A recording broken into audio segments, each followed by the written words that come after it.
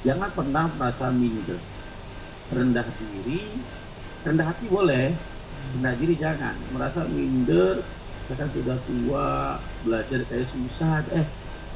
Allah tuh bagi Allah, kalau Allah yang ngajar kan ilmu yang Allah berikan kepada kita walaupun cuma setetes kita akan jadi paham. Kita akan jadi paham.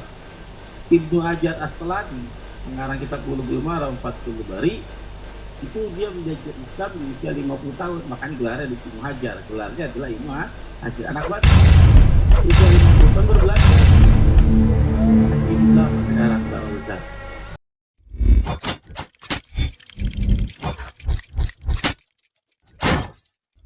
لا إله إلا الله محمد رسول الله عليه صلاة الله وآله والأحبة. Bismillahirrahmanirrahim. Alhamdulillahilladzi hadana lihaza wa ma kunna linahtadiya laula an hadanallah. Asyhadu an la ilaha illallah wa asyhadu anna Muhammadan abduhu wa rasuluhu la nabiyya ba'da.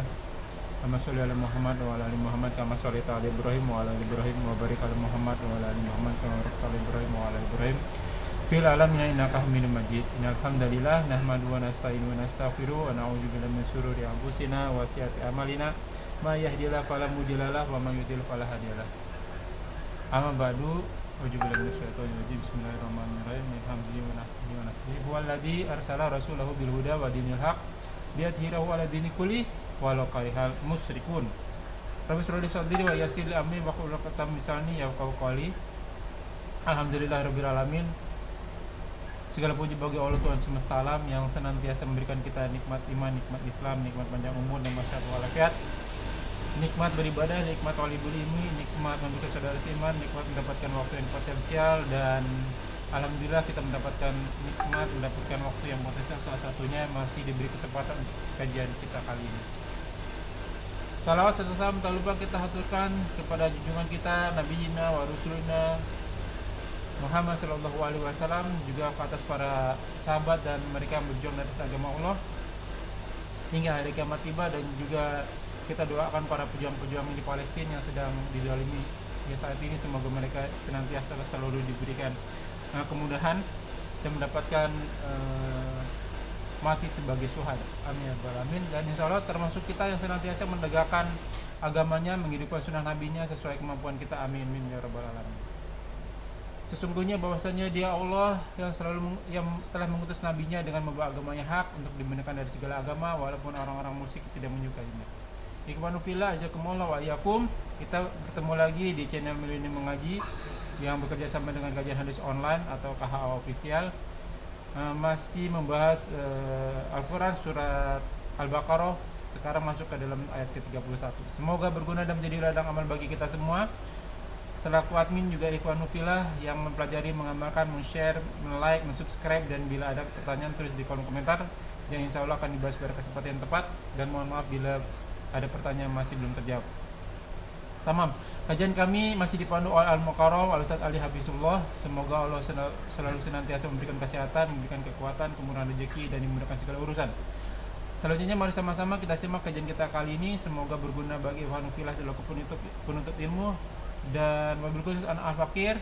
Tanpa berpanjang kata, untuk waktu dan tempat kepada Gurunda Al-Ustaz Ali Habibullah. Tafadhol masykur. Assalamualaikum warahmatullahi wabarakatuh. Assalamualaikum warahmatullahi wabarakatuh. Alhamdulillah, alhamdulillahilladzi arsala rasulahu bil huda wa dinil haq liyudhhirahu 'ala dini kullih wa kafaa billahi shahida.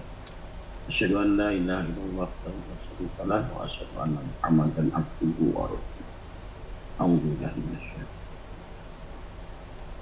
Ya ayyuhalladzina amanu taqullaha haqqa tuqatih wa la tamutunna illa wa antum muslimun. Bismillahirrahmanirrahim. Ya ayyuhan nasu taqu rabbakum alladzi khalaqakum min nafsin wa khalaqa minha zawjaha wa bassa minhuma rijalan fattaqullaha alladzi tas'aluna bihi wal arham innallaha kana 'alaykum. Allahumma shalli ala Muhammad wa ala ali Muhammad. khairukum man ta'allamal Qur'an wa 'allama. Sebaik-baik kamu adalah yang belajar Quran dan Said ikhwatifillah, silakan dibuka kitab suci Al-Qur'annya suratul Baqarah ayat ke-31. A'udzu billahi minasyaitonir rajim min hamzihi wan nafsi wan nafsi wa 'allama. Coba baca dulu ya. Wa 'allama Adamal asma'a kullaha. Tsumma aradahum 'alal malaikah. Wa qala ambi'uni asma'iha ulai in kuntum shadiqin. Wa 'allama, dan telah mengajarkan. Ya, siapa? Nabi Adam alaihissalam. Al-asma'a. Asma'a itu jamak dari isim. Nama-nama. Kullaha, semuanya. Summa, lalu arodo memperlihatkan atau membentangkan pada hukum kepada mereka, alal malaikat, atas para malaikat. Al malaikat itu jamaknya dari malak, malaikat ya. Nah, kalau sendirian berarti malak. Faqala, lalu berfirman pada mereka, pada Allah Subhanahu wa taala kepada malaikat, ambiuni, perlihatkan kepadaku, tunjukkan kepadaku, beritahu kepadaku, kabarkan kepadaku Allah Subhanahu wa taala bi asma'iha ulai in kuntum, dengan nama-nama tersebut, jika sekalipun pensyarikat kamu termasuk yang benar, jika dakwah ini benar. Ya, dakwahnya apa? Di ayat sebelumnya, ayat 30, malaikat terasa protes mendakwa gitu kan, pada Allah Subhanahu wa taala, ya Allah, apakah engkau ingin menjadikan satu sosok, ya, satu kelompok, satu kaum itu ya, yang satu makhluk yang yang suka berbuat kerusakan di bumi, sukanya menumpahkan darah, sedangkan kami para malaikat menginstruksikan engkau, secara kutip, ya harusnya kamu yang lagi khalifah. Dakwah aja para malaikat. Kalau jawab, wa 'allama, dan telah mengajarkan kepada Nabi Adam. Siapa yang mengajarkan? Allah. Maklum, Allah yang mengajarkan. Ini namanya kalimat al-ijaz ya. Allahnya nggak ada di situ, tapi sudah dipahami. Ya, kalimatnya ringkas tapi maknanya luas. Ya, al-ijaz, dan lawannya al-itnab. Al-itnab itu kalimatnya panjang, bahasnya panjang, maksudnya pendek, intinya pendek ya.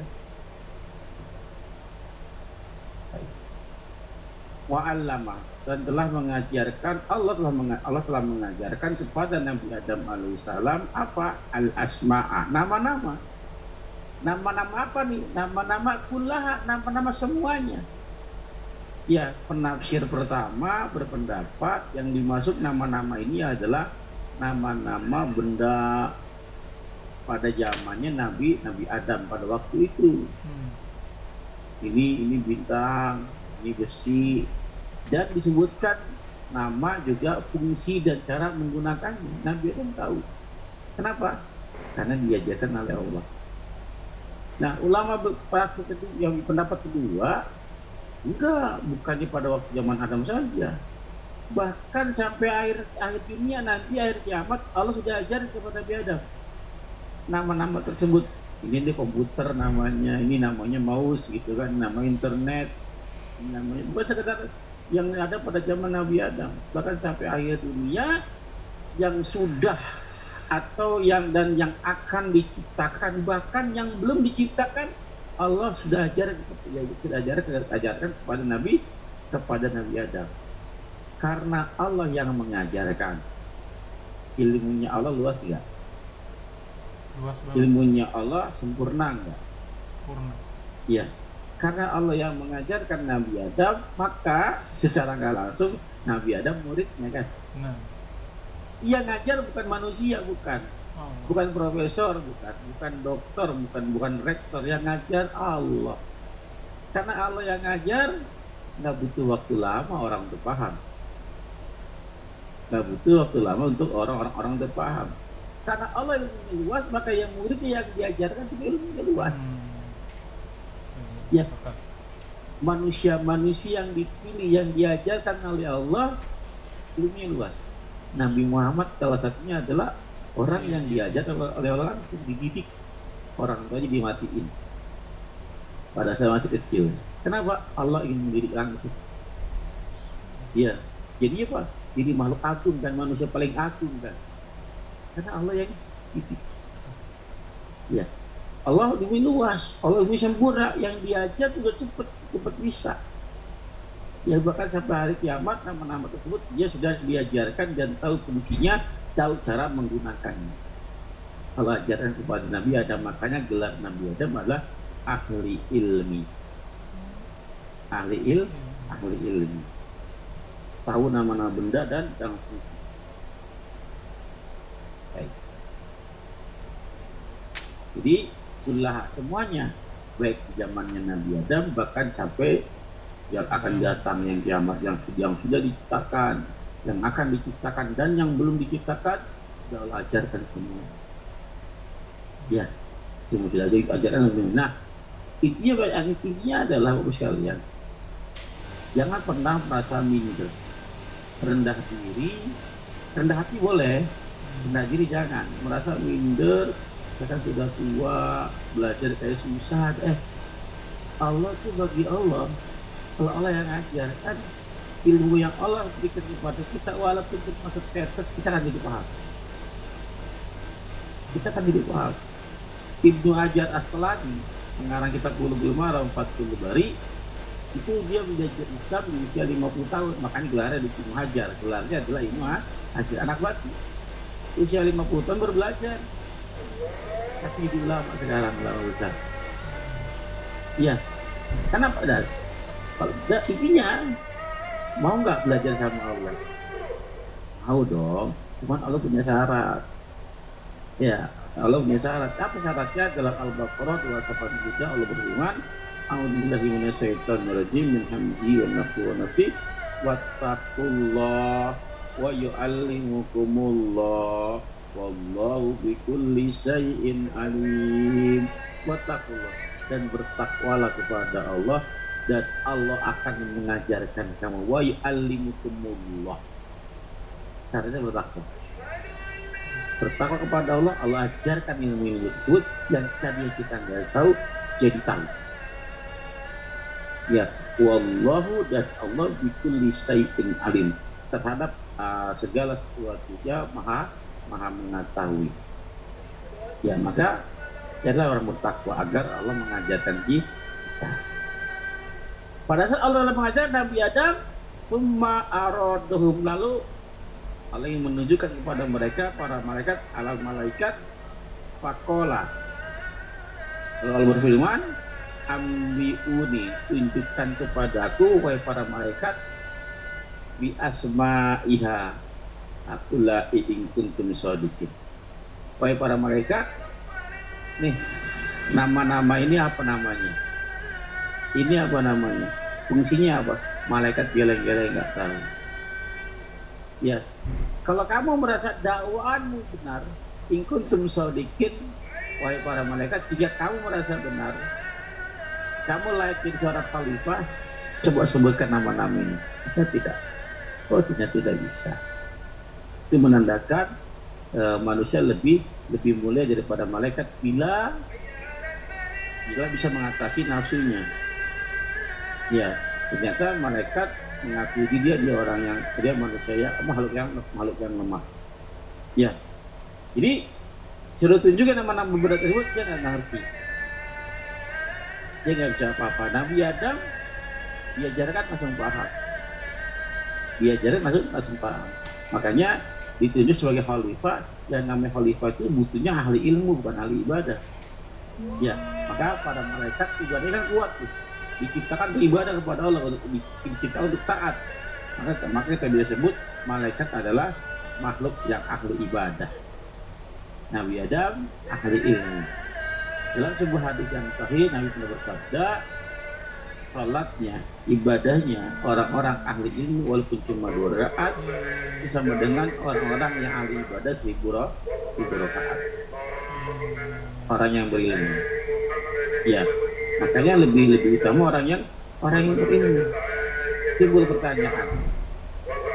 Kan Allah bertanya kepada para malaikat, coba tunjuk padaku, buktikan kepadaku, ini namanya apa?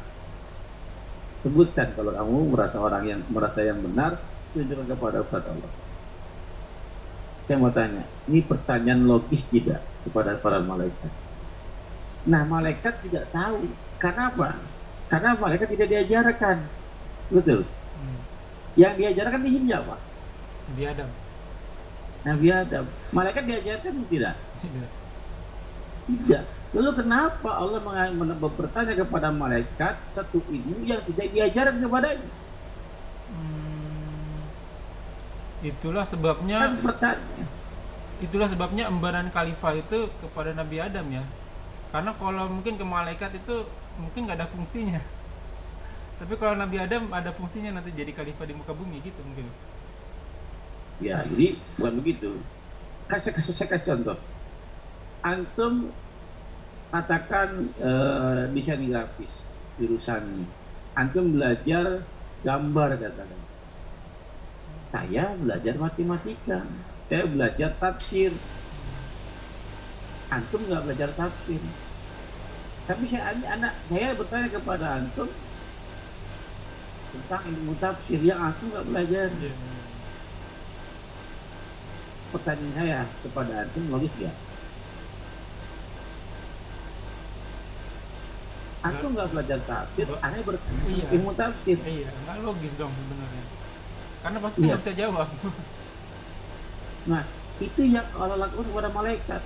Allah tidak mengajarkan para malaikat, tapi meminta malaikat menjelaskan yang ilmu yang tidak diajarkan. Ya, berarti kita mengatakan Allah tidak relevan. Maka harus digali lagi nih, kenapa kalimat ini muncul. Saya kasih contoh kedua. Antum tahu orang buntung, orang buta, orang yang nggak punya kaki, ada perintahkan untuk lompat, lari.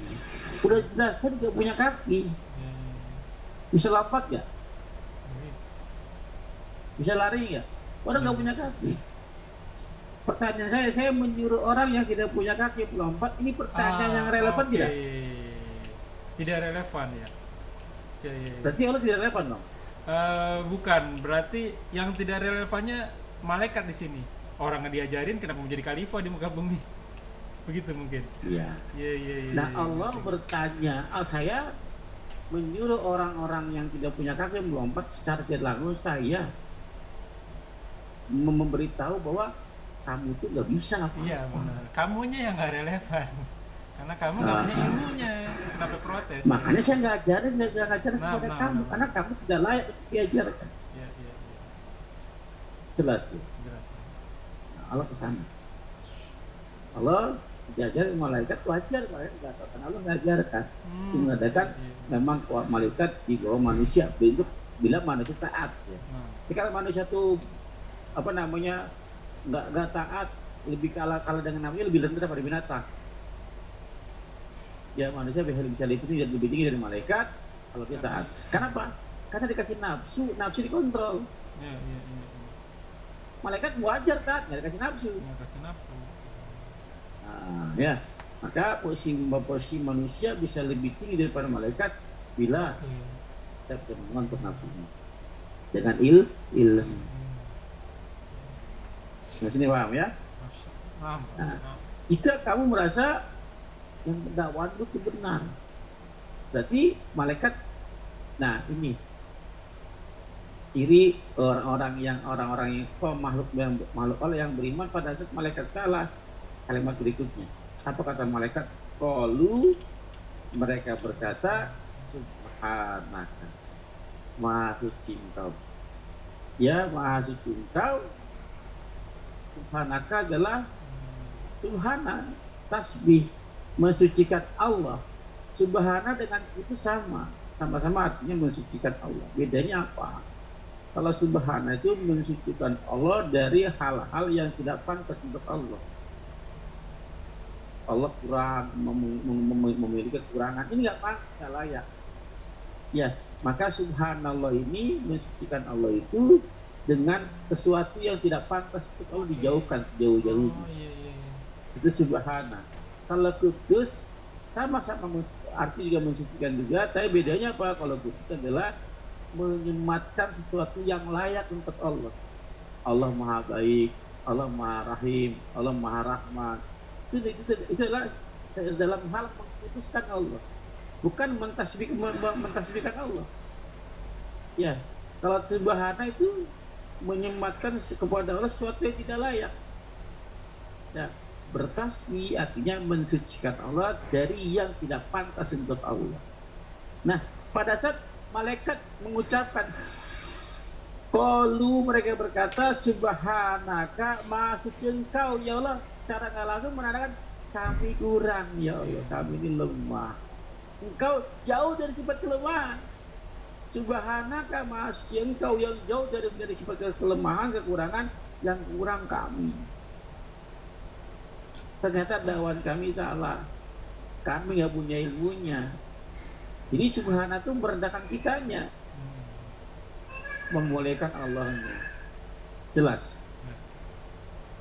Subhana, maha suci engkau ya Allah, yang maha sempurna, kami yang maha kekurangan.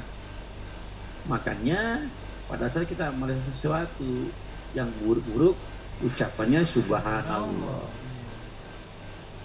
Ya, kalau yang baik-baik, masya Allah. Jelas ya? Subhanaka, maha suci engkau. Lalu dilanjutkan, la ilma lana, tidak ada ilmu bagi kami nggak punya ilmu apa-apa. Illa ma'alam, ini prinsip, kecuali apa-apa yang engkau ajarkan kepada kami. Tidak ada manusia yang pintar, tidak ada makhluk yang cerdas, tidak ada makhluk yang pintar kecuali apa? Itu Allah yang berikan ilmunya. Ya, Allah yang ajarkan ilmu. Hebat kesimpulannya, pintar matematika nggak boleh, hebat Allah. Karena Allah yang ngajarin, karena Allah yang ngasih kesempatan, Allah memberikan ilmunya setetes, sedikit saja. Sehingga mereka paham. Maka ya kalau melihat orang pintar, orang cerdas, kita yang muji, jangan muji dia, puji Allahnya dulu. Karena Allah lah yang membuat dirinya pintar, membuat dirinya cerdas. Maka kalau memuji, puji Allah dulu. Alhamdulillah yang telah menjadikan si Fulan itu pintar. Allah dulu yang dipuji. Ya, Allah dulu yang dipuji. Ini prinsip. Kita harus rendah hati. Walaupun pintar seperti rupa merunduk dia. Ya, jangan sombong. Wa ma utitum minal ilmi illa qalila. Dan tidaklah kami berikan ilmu kepada makhluk kami kecuali cuma sedikit saja. Ya, ibarat lautan yang luas, samudera yang luas, ilmu Allah seperti kita mencelupkan jari telunjuk kita, lalu ada tetesan. Ya, itulah ilmu Allah yang diberikan kepada manusia, sedikit saja. Maka ini prinsip. Ya, prinsip bahwa kita pintar karena Allah yang memintarkan. Kita terhormat karena Allah yang menutupi aib-aib kita. Semuanya Allah yang berperan terhadap diri kita. La ilma lana illa ma'allamtana. Kami tidak memiliki ilmu kecuali apa saja yang telah Engkau ajarkan ya Allah kepada kamu. Innaka, sesungguhnya engkau. Anta, udah innaka, itu kan engkau. Anta kan engkau juga. Maksudnya apa nih? Ini namanya penegasan. Pengulangan itu penegasan. Baca begini, sesungguhnya engkau, hanya engkau, betul-betul engkau. Nah, beda kalimatnya kan? Lebih nekan gitu. Sesungguhnya engkau, hanya engkau. Ya, hanya engkau, al-alimul al-hakim. Al-alim al-hakim. Al-alimnya pakai alif lam di situ. Menandakan ma'rifat. Artinya khusus. Yang maha mengetahui cuma Allah, nggak ada yang lain. Satu-satunya yang maha mengetahui adalah Allah. Yang maha berilmu ya Allah. Orang itu pintar, orang itu berilmu, orang itu cerdas, bukan. Karena Allah yang maha berilmu, Allah yang memberikan ilmu-ilmu kepada mereka. Karena Allah ada sumber ilmu. Ya, itu hanya sedikit saja yang Allah berikan kepada orang kita tersebut. Hanya sedikit. Ya, innaka anta al-alim, yang maha, satu-satunya yang maha mengetahui, al-hakim, satu-satunya yang maha bijaksana, satu-satunya yang maha memutuskan, satu-satunya yang pembuat undang-undang, pembuat hukum, ya, yaitu Allah Subhanahu wa taala. Yang lain nggak boleh buat hukum. Yang lain nggak boleh, yang nggak berhak memutuskan perkara. Kita boleh memutuskan perkara dengan apa? Dengan Quran dan Sunnah. Itu kan Allah yang itu hukumnya Allah yang memerintahkan. Karena Allah lah pembuat undang-undang. Allah lah si pemutus keputusan. Tidak ada yang lain. Karena al-hakim, dan selalu putusan-putusannya yang Allah putuskan selalu mengandung hikmah. Pasti ada pelajaran-pelajaran yang bisa kita ambil. Pasti ada pelajaran-pelajaran yang bisa kita ambil. Bagaimana? Kita lanjut. Ada pertanyaan ya Ustadz nih? Ya, silakan. Banyak sering saya dengar gitu, dan di beberapa kajian juga sering saya dengar, termasuk saya juga. Kenapa ya rata-rata yang ahli ibadah itu, ini menurut pandangan awam gitu, orang yang ahli ibadah itu kok rezekinya seret ya dibandingkan orang yang bahkan orang non muslim lah kita sebutnya, rezekinya gampang banget gitu ya. Bukan kan Allah tahu nih kita kan ibadah nih, seharusnya kan dimudahin rezekinya nih.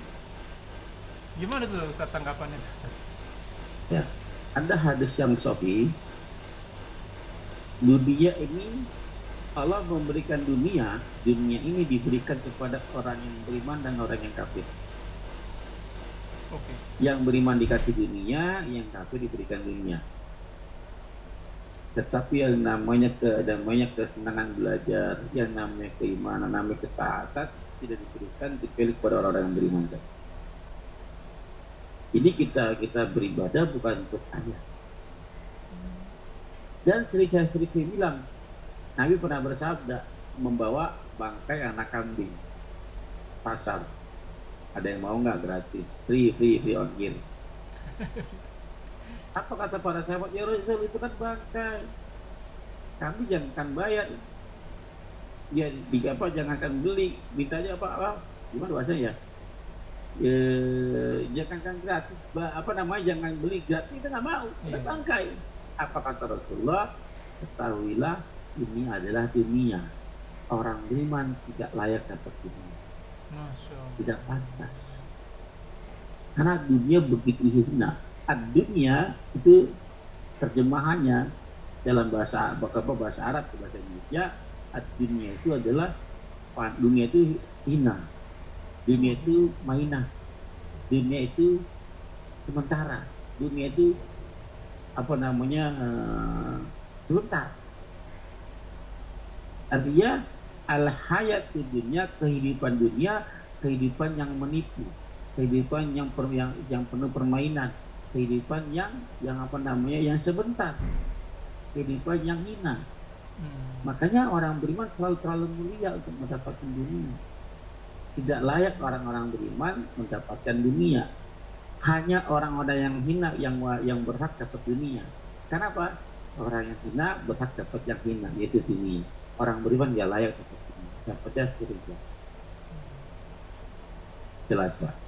Tapi orang-orang yang beriman, yang taat beribadah, itu kan penglihatan kita, kata kita, orang itu susah amat ya kata kita. Yang ngalamin kan belum tentu Pak.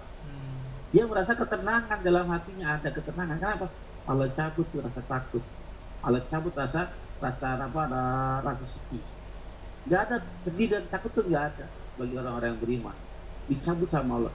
Sedih akan yang masa lalu, takut yang akan datang itu nggak ada. Dicabut oleh Allah. Jelas Pak? Jelas.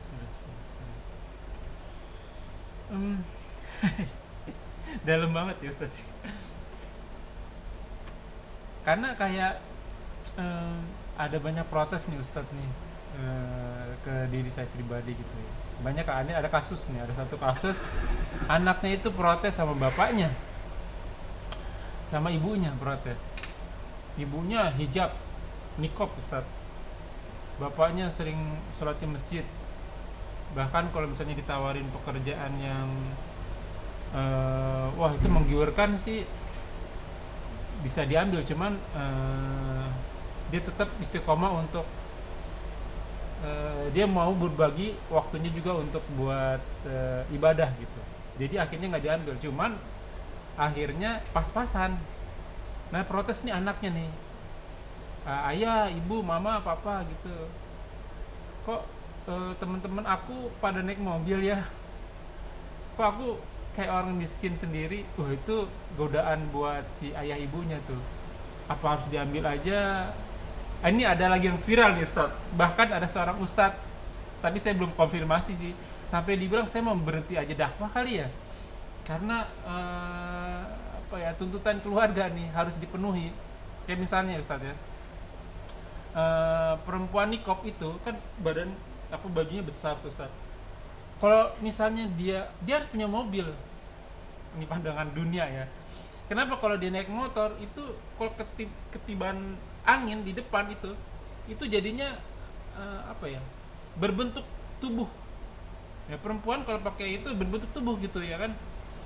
Seharusnya kan punya mobil, cuman kan mobil harus punya uang lagi gitu. Terus misalnya kita disekolahkan sekolah-sekolah penghafal Al-Qur'an.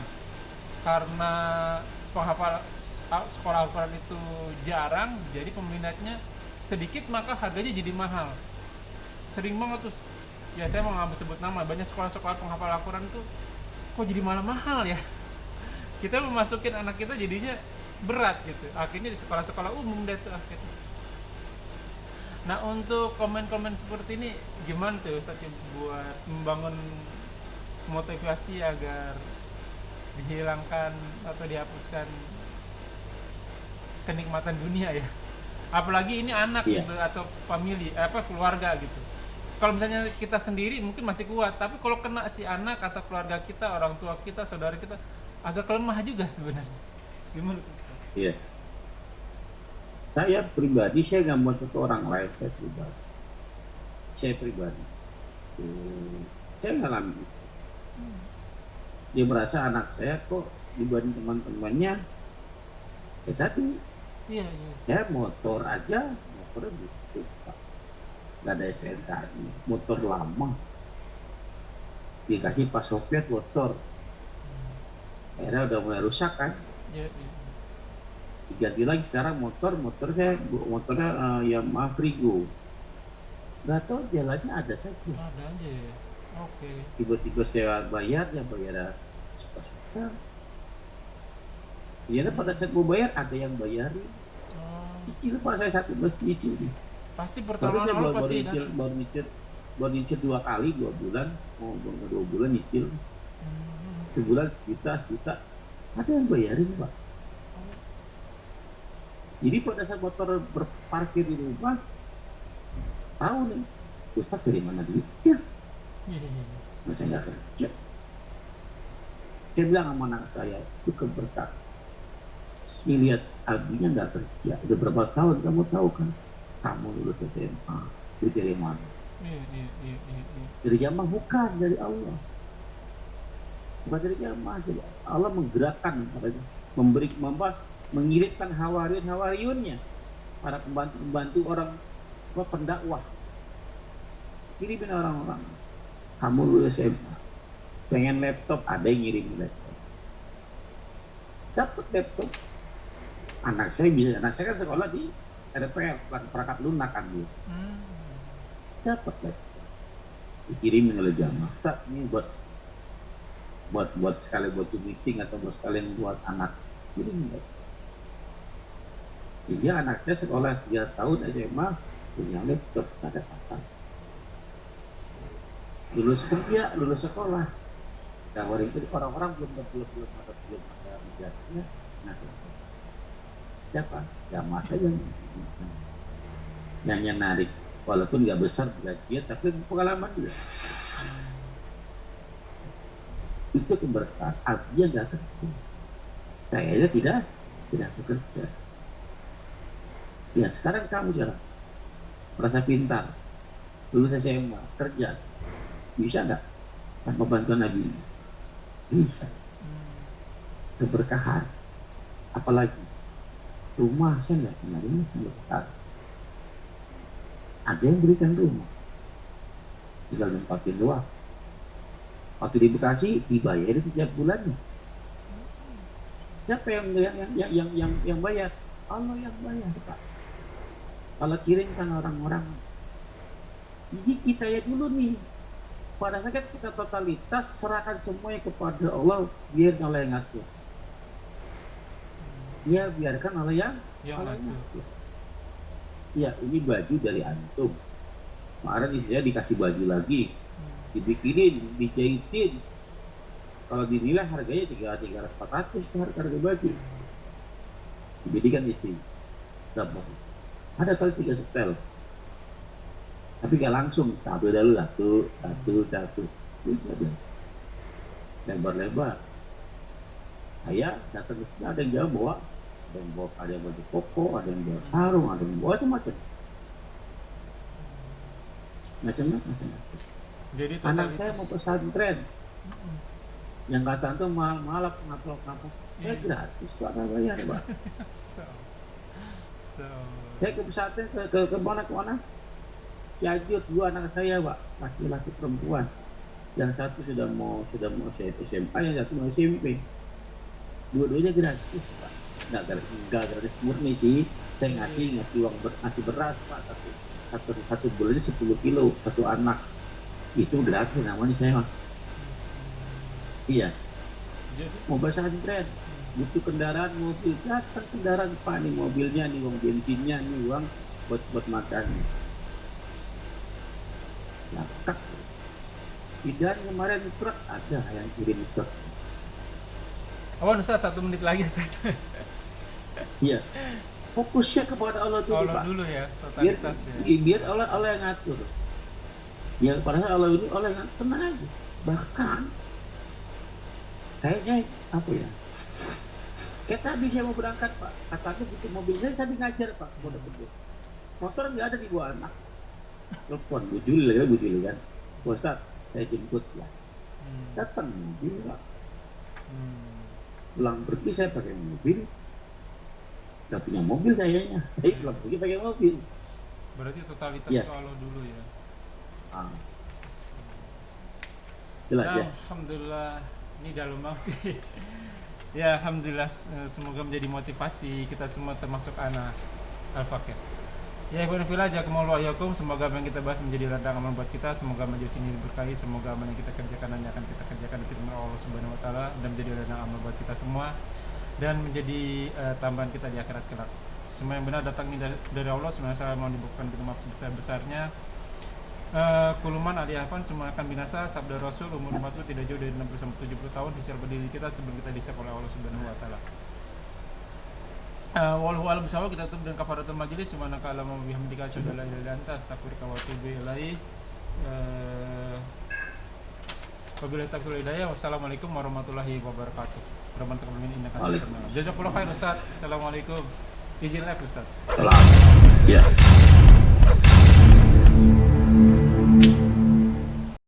لا إله